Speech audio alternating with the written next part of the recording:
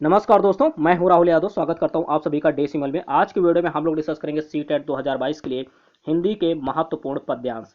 व्याख्यात्मक उत्तर के साथ हम लोग हिंदी के जो महत्वपूर्ण पद्यांश हैं इस वीडियो में डिस्कस करेंगे। सीटेट 2022 के लिए इंपॉर्टेंट टॉपिक है पद्यांश। ठीक है, कभी कभी पद्यांश दे दिया जाता है और उससे संबंधित प्रश्न आपको 5 से 6 प्रश्न दे दिए जाएंगे और उसका आंसर आपको बताना होगा। ठीक है, तो परीक्षा में पूछे जाने वाले महत्वपूर्ण पद्यांश आज की इस वीडियो में हम लोग सॉल्व करेंगे। इंपॉर्टेंट है, ठीक है। और साथ ही अगर आप लोग चैनल पर पहली बार है तो प्लीज़ आप लोग चैनल को सब्सक्राइब कर लें, बेल आइकन को प्रेस कर लें, अपना सपोर्ट इसी तरीके से बनाए रखें। ठीक है, आपका एग्जाम क्लियर होना ये इंपॉर्टेंट है। ठीक है, अगर आपको लगता है कि हमारे चैनल के द्वारा आपको हेल्प मिलती है, ठीक, तो आप जरूर सब्सक्राइब कीजिए, क्योंकि हमारे चैनल पर आपको सभी सब्जेक्ट के प्रीवियस ईयर क्वेश्चन पेपर और साथ ही प्रैक्टिस सेट जो भी आपका सिलेबस है उसके अकॉर्डिंग कराया जाएगा। ठीक है, तो आप लोग चैनल को जल्दी से सब्सक्राइब कर लीजिए और बेल आइकन को प्रेस कर लीजिए। और वीडियो अगर आपको ये पसंद आती है तो प्लीज़ इसे शेयर भी कीजिए। ठीक है, लाइक करने के साथ शेयर भी कीजिए ताकि जिन्हें और भी ज़रूरत है इस वीडियो की, ठीक, उन तक ये पहुंच सके। तो हमारे वीडियो पर, हमारे चैनल पर आपको पद्यांश के अतिरिक्त, ठीक है, इसका मैराथन वीडियो भी उपलब्ध है। हिंदी का मैराथन वीडियो, ध्यान से सुनिएगा, हिंदी का मैराथन वीडियो, इसका लिंक मैं डिस्क्रिप्शन में दे दूंगा। ठीक, हिंदी के गद्यांश की 2 वीडियो और भी अपलोड की जा चुकी हैं, तो अगर आपने गद्यांश की वीडियो नहीं देखी है तो जरूर उसका लिंक मैं दे दूंगा डिस्क्रिप्शन में, वहां से जाकर के आप वॉच कर सकते हैं। आज की इस वीडियो में हम लोग पद्यांश सॉल्व करेंगे और भी अन्य सब्जेक्ट के, जैसे कि सीडीपी हो गया, ईवीएस हो गया, मैथ्स हो गया, इंग्लिश हो गया, ठीक है, और आपका संस्कृत हुआ, इन सभी सब्जेक्ट की मैराथन वीडियो आपको लिंक डिस्क्रिप्शन में है। ठीक, सभी सब्जेक्ट हमारे चैनल पर अवेलेबल है। आपका एग्जाम क्लियर होना चाहिए, सिलेक्शन होना चाहिए। ठीक है, इंपॉर्टेंट है आपका सिलेक्शन। तो अगर आपको लगता है कि हमारे चैनल के द्वारा आपको आपकी तैयारी मजबूत हो सकती है तो आप लोग जरूर सब्सक्राइब करें, और आपके लिए हर समय जो है हमारे चैनल पर जो इंपॉर्टेंट सब्जेक्ट है उनसे रिलेटेड जितने भी टॉपिक होंगे सभी की वीडियो धीरे धीरे आपको उपलब्ध करवाई जाएगी। और अब तक काफ़ी इंपॉर्टेंट जो वीडियोज़ है वो अपलोड की जा चुकी है, तो जरूर इन्हें वॉच कीजिए। ठीक है, शुरू करते हैं आज का ये इंपॉर्टेंट वीडियो पद्यांश का। तो देखिएगा, यहाँ पर सबसे पहले आपको पद्यांश में इस तरीके से लिख करके आएगा, नोट कीजिएगा, और इस तरीके से ब्रैकेट में काव्यांश भी लिख करके आ सकता है।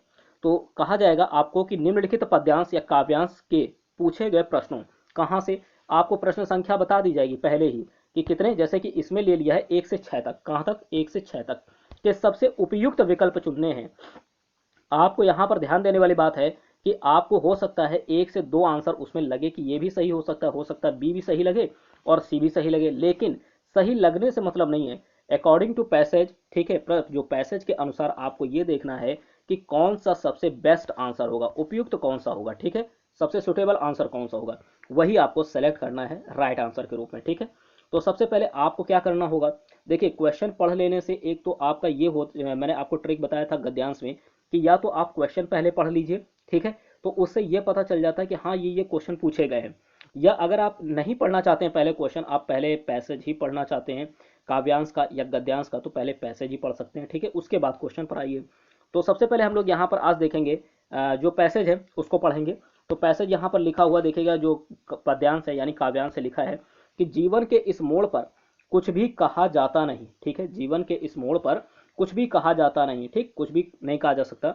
आगे कह रहे हैं, अंधेरों की ड्योढ़ी, ड्योढ़ी का मतलब क्या होता है, चौखट, अंधेरों की, ठीक, अंधेरों की, अंधेरों यहाँ पर लिखा, अंधेरों की ड्योढ़ी पर शब्दों के पहरे हैं। ठीक, हंसने को हंसते हैं, जीने को जीते हैं। आगे क्या कह रहे हैं, हंसने को हंसते हैं और जीने को जीते हैं। आगे है, साधन सुभीतों में ज्यादा ही रीते हैं, साधन सुभीतों में ज्यादा ही रीते, रीते का मतलब क्या होता है, खालीपन, क्या होता है, या खोखलापन। ठीक है, तो ज्यादा ही रीते हैं। आगे देखिएगा, कह रहे हैं कि बाहर से हरे भरे, भीतर घाव मगर गहरे, बाहर से हरे भरे दिखते हैं, ठीक ठाक दिखते हैं, लेकिन जो हृदय की पीड़ा है उनके अंदर ज्यादा है। ठीक है, आंतरिक रूप से वो ज्यादा जो है उनको पीड़ा है। तो भीतर घाव मगर गहरे, सबके लिए गूंगे हैं, अपने लिए बहरे हैं। ठीक, तो ये है आपका जो पद्यांश। अब इसके बाद आपको यहाँ पर प्रश्न दिए गए हैं, उन प्रश्नों का उत्तर जो है आपको इसी पद्यांश के अकॉर्डिंग आपको देना है। ठीक, तो यहाँ पर देखिएगा, सबसे पहला क्वेश्चन है कि कविता की पंक्तियों में मुख्यतः बात की गई है, किसकी बात की गई है कविता की पंक्तियों में। ऑप्शन ए है कुछ भी ना कह पाने की व्यवस्था, बी है घावों के हरे भरे होने की, सी है गूंगा बहरा होने की, और डी है साधन सुभीतों की। तो किसके बात जो है मुख्यतः कही गई है इसमें, इस क्वेश्चन का राइट आंसर होगा कुछ भी ना कह पाने की, ए ऑप्शन इसका राइट आंसर होगा। ठीक, तो कविता की मुख्य पंक्तियों में देखिए यहाँ पर कहा गया है कि जीवन के इस मोड़ पर कुछ भी कहा जाता नहीं, कुछ भी कहा जाता नहीं। तो यहाँ पर प्रश्न भी उसी तरीके से आपसे पूछा गया है कि जो कविता है इसकी पंक्तियों में मुख्यतः किसकी बात की गई है, तो कुछ भी ना कह पाने की व्यवस्था की। ठीक, ए ऑप्शन इसका राइट आंसर होगा। अगला क्वेश्चन हम लोग देखेंगे, सेकंड नंबर है कि कुछ भी कहा जाता नहीं ऐसा क्यों, कुछ भी कहा जाता नहीं ऐसा क्यों। ऑप्शन ए है साधन सुविधाओं के अभाव के कारण, बी है गूंगा होने के कारण, सी है बंधन और बेबसी के कारण, और डी है भीतर के घाव के कारण। ठीक, और अगर देखिए आप लोग अगर चैनल पर पहली बार हैं तो प्लीज़ सब्सक्राइब करना बिल्कुल मत भूलें, अपना सपोर्ट इसी तरीके से बनाए रखें। आप लोगों का सपोर्ट इंपॉर्टेंट है, ठीक है, काफ़ी सपोर्ट किया है आप लोगों ने। ठीक, तो आप लोग चैनल को थोड़ा सा सपोर्ट कीजिए, ठीक, सब्सक्राइब कीजिए, शेयर भी कीजिए वीडियो को, ठीक, और साथ ही साथ जो अगर वीडियो पसंद आती है तो लाइक भी कीजिए। ठीक, और जितना हो सके इस हमारे चैनल पर आपको सभी सब्जेक्ट के जो वीडियोज़ हैं वो प्रोवाइड किए जाते रहेंगे। ठीक है, अभी भी हो रहे हैं, और जो एग्ज़ाम है एग्ज़ाम के सिलेबस के अकॉर्डिंग आपको सारा जो है मटेरियल उपलब्ध करवाया जाता रहेगा। बस आप लोग चैनल को सब्सक्राइब कर लीजिए, आप लोगों का जो सिलेक्शन है वो इम्पोर्टेंट है। ठीक, तो आप लोग चैनल को सब्सक्राइब कर लीजिए अपने सिलेक्शन तक, अगर आप ज़्यादा नहीं करते तो सिलेक्शन तक ही सब्सक्राइब कर लीजिए।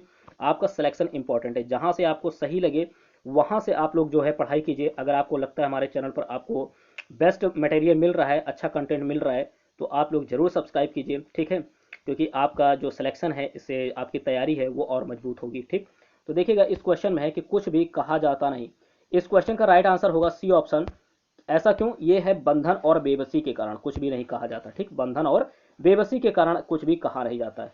पूछ रहे हैं ऐसा क्यों, तो इसका कारण यही है, बंधन और बेबसी। अगला क्वेश्चन, थर्ड नंबर, ड्योढ़ी का अर्थ क्या है। ड्योढ़ी, तो ड्योढ़ी का अर्थ मैंने आपको बताया था शुरुआत में ही, चौखट। ड्योढ़ी का अर्थ क्या होता है, चौखट होता है। ठीक, तो सी ऑप्शन इसका राइट आंसर। घर दरवाजा और देहरी नहीं होगा, ना घर होगा ना दरवाजा होगा ना देहरी होगा, बल्कि चौखट होगा। ठीक, अगला क्वेश्चन फोर्थ नंबर है कि कविता की पंक्तियों के आधार पर कहा जा सकता है, क्या कहा जा सकता है, कि कवि घाव के गहरे होने से दुखी है, कवि के जीवन में बहुत अभाव है, कवि कुछ भी करने की स्थिति में नहीं है, और कवि कुछ भी कहने या सुन पाने की स्थिति में नहीं है।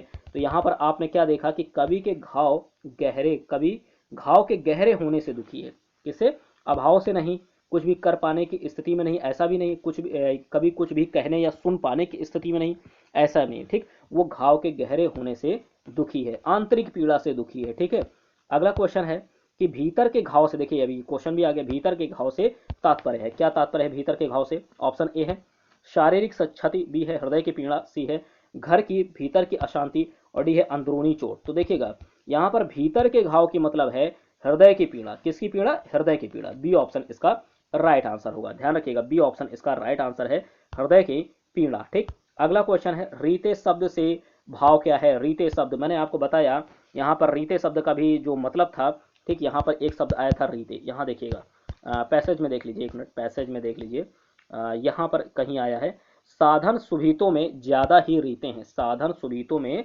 ज्यादा ही रीते हैं। तो इसका मतलब क्या होता है, खोखलापन या खालीपन, क्या होता है, खोखलापन या खालीपन। ठीक है, तो खालीपन इसको याद रखिएगा कि जो रीते शब्द है इसका मतलब क्या होगा, खालीपन होगा। तो यहाँ पर ऑप्शन में देखिए आपको मिलेगा अपनेपन, खालीपन, परायेपन और खोखलेपन। ठीक, तो यहाँ पर खालीपन होगा ज़्यादा बेटर, खालीपन। ठीक है, आप खालीपन पर राइट आंसर लगाएंगे, बी ऑप्शन राइट आंसर होगा। अगला क्वेश्चन, अब देखिए 1 से 6 आपको बोला गया था, इसका राइट आंसर बी ऑप्शन होगा। 1 से 6 तक बोला गया था और सारे आपने यहाँ पर सॉल्व कर लिए। ठीक, 1 से 6 तक बोला गया था, मतलब आपके जो प्रश्न थे इस पैसेज में 1 से 6 तक जितने भी प्रश्न पूछे गए वो इसी पैसेज से आपके आंसर निकल सकते थे। अब अगला पैसेज आपको देखना है, अगला पैसेज है यहाँ पर नोट कीजिए, देखिएगा ये है, एक सेकंड, ये है अगला पैसेज। इसमें कहा जा रहा है कि नीचे दिए गए कविता को पढ़कर पूछे गए प्रश्नों के, ठीक, प्रश्न संख्या कहाँ से, नोट कीजिए, संख्या 7 से 12 तक कि सबसे उपयुक्त विकल्प चुनने हैं, सबसे उपयुक्त विकल्प चुनने हैं। इसमें भी आपको पहले जो है इसका पढ़ लेना है, जो कविता है इंपॉर्टेंट कविता है, नोट कीजिएगा।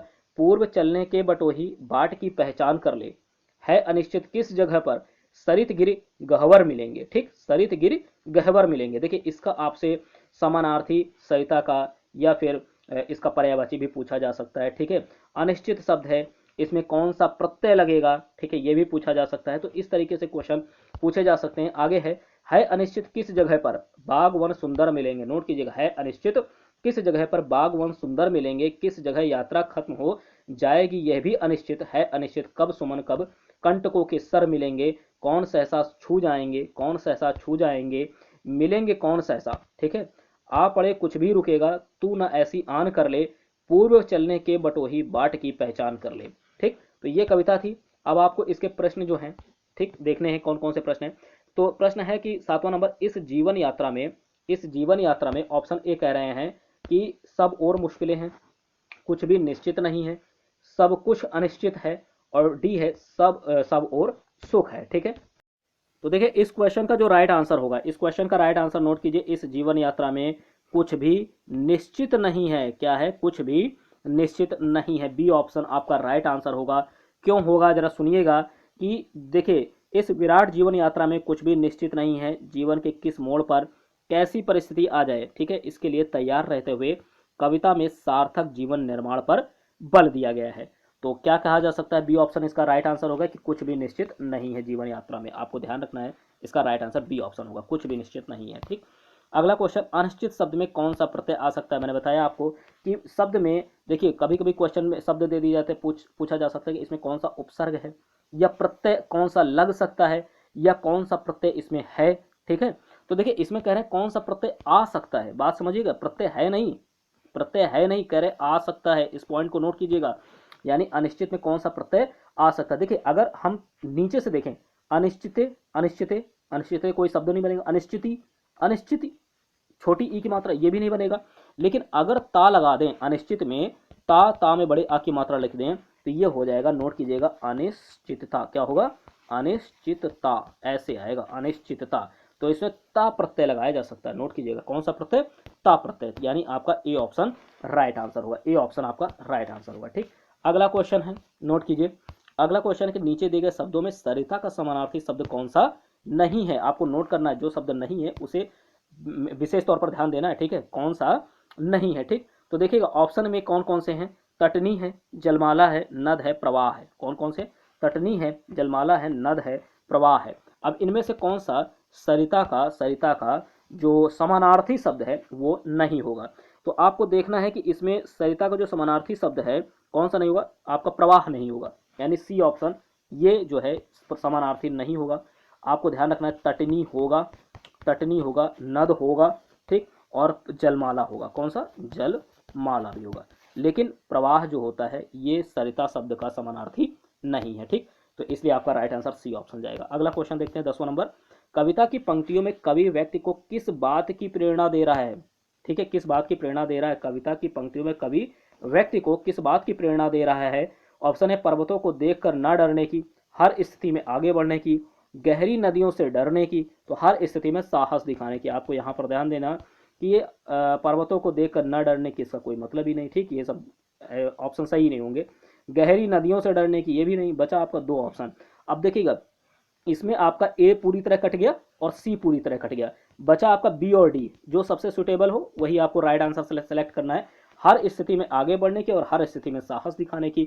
तो कह रहा कि पंक्तियों में कवि व्यक्ति को किस बात की प्रेरणा दे रहा है? ये जो पंक्तियां आपने अभी पढ़ी हैं इसमें किस बात की प्रेरणा दे रहा है? तो देखिए इसमें जो है राइट आंसर क्या होगा? इसका राइट आंसर नोट कीजिए, बी ऑप्शन आपका जाएगा। बी ऑप्शन क्या है कि हर स्थिति में आगे बढ़ने की प्रेरणा, हर स्थिति में, परिस्थितियां कैसी भी हों उसे आपको हर हाल में, उस स्थिति परिस्थिति या कोई भी स्थिति हो उसमें आपको हर हाल में आगे ही बढ़ना है। ठीक है, पीछे नहीं हटना है, आगे बढ़ना है। तो इसी बात की प्रेरणा कवि दे रहा है इन पंक्तियों में। ये जो आपने कविता की पंक्तियां पढ़ी हैं इसमें इसी बात की प्रेरणा दे रहा है कि आपको हर परिस्थिति में आगे बढ़ते रहना है। ठीक है, पीछे नहीं हटना है। ठीक, तो इस क्वेश्चन का राइट आंसर होगा बी ऑप्शन। अगला क्वेश्चन होगा 11वां नंबर, कविता में आए सुमन और कंटक किस भाव के प्रतीक हैं? सुमन और कंटक किस भाव के प्रतीक हैं? तो देखिए सुमन और कंटक, सुख और दुख, फूल और कांटे, बाग और वन, प्रिय और अप्रिय। तो देखिए सुमन और कंटक, इसको जो है थोड़ा सा आप लोग सेंस में काम कीजिएगा कि क्वेश्चन में कहा क्या जा रहा है, जो आपने पैसेज पढ़ा उसके अकॉर्डिंग क्या होगा।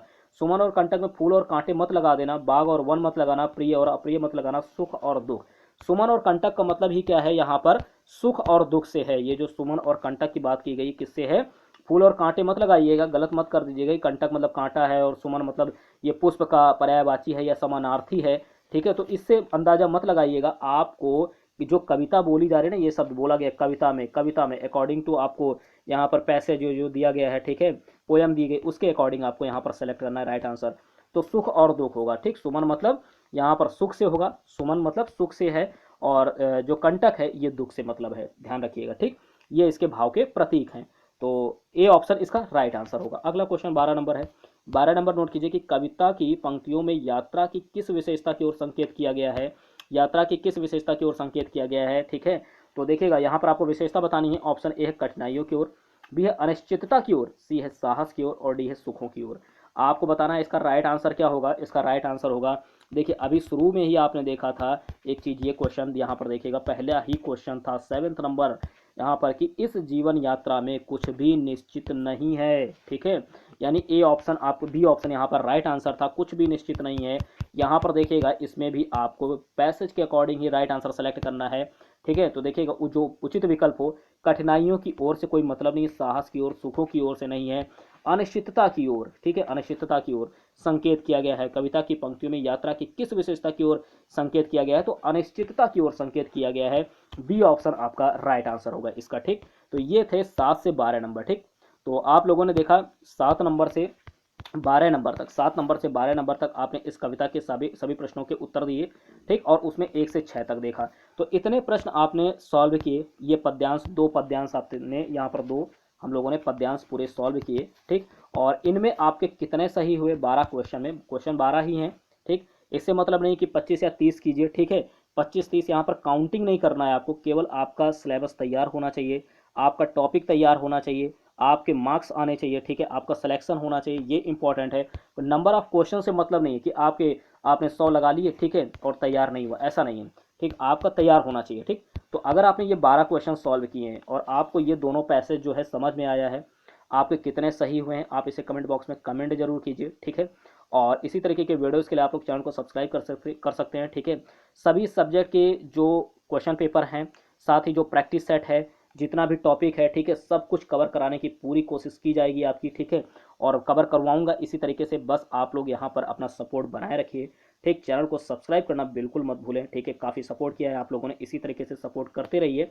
ठीक, तो अगर आपको यह वीडियो पसंद आती है तो लाइक कीजिए, शेयर कीजिए, और साथ ही साथ चैनल को सब्सक्राइब कर लीजिए, अपना सपोर्ट इसी तरीके से बनाए रखने के लिए। ठीक है, मिलते हैं आपसे नेक्स्ट वीडियो में। Thank you.